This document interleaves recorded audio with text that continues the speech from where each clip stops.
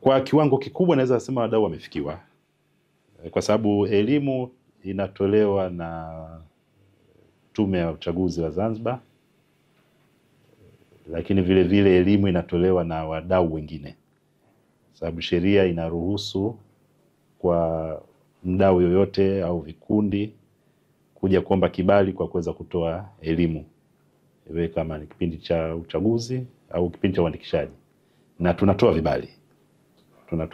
Mfano katika zoezi la uandikishaji nimekuja taasisi tofauti kuweza kuomba vibali kwa ajili ya kutoa elimu, na kuna vikundi vinakuwa vinawalenga watu maalum, kuna vikundi vinakuwa ni vya jumla, na vikundi vyote au taasisi zote tunakuwa tunazifuatilia, sababu tunakuwa sisi tuna miongozo, mitaala tunaitayarisha wenyewe kwa ajili ya ile elimu. Kwa hiyo kwa kiwango kikubwa naweza nikasema kwamba elimu inatolewa na inawafikia wadau wengi. Siwezi kuwa na takwimu za wadau wangapi wamefikiwa, lakini naamini wadau wengi wamefikiwa. Lakini isitoshe na hayo, Tume ya Uchaguzi vile vile inatumia social media.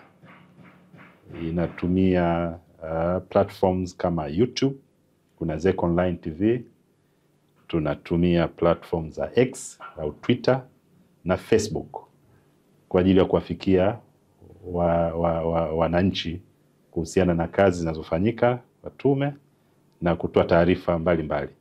Na of course zipo nyingine ambazo za kwenye WhatsApp vile vile, kuna sijui anaita nini zile ambazo mtu yote anaweza ni channels nadhani ita channels. Yes. Kwa hiyo tunatumia na platform hizo. Kwa hiyo tunajitahidi kwa kiwango kubwa, na natoa tu wito tunapoelekea kwenye uchaguzi, taasisi zote ambazo zina uwezo wa kutoa elimu kwa mpiga kura tunawakaribisha waje kuomba vibali, na wote wenye sifa watapata vibali ili na wenyewe waweze kushiriki katika swala hili la kidemokrasia la kuweza kutoa elimu.